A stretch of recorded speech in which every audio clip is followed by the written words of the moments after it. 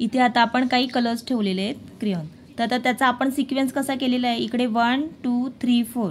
तर तुला काय करायचं आहे, कुठला तरी फक्त एकच क्रेयॉन कलर तू मूव्ह करू शकते आणि म्हणजे उचलायचं आणि दुसरीकडे कुठेतरी ठेवू शकते आणि त्याच्यानंतर त्याचा जो सिक्वेन्स आहे तो चेंज करायचा आहे. म्हणजे इकडे जसा आहे ना 1 2 3 4, तर तुला उलटा करायचा आहे, इकडे 1 2 3 4.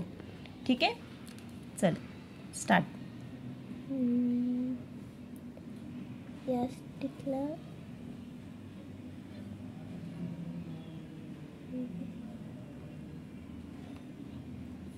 चुकलं. किती झाला, इकडे 1 2 4 आणि 3 झाला. आपल्याला 1 2 3 4 करायचं आहे.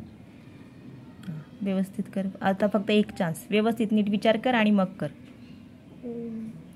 एकच फक्त हलवायचं आहे आणि क्रम त्यांचा चेंज झाला पाहिजे. कुठला हलवशील बघ बरं.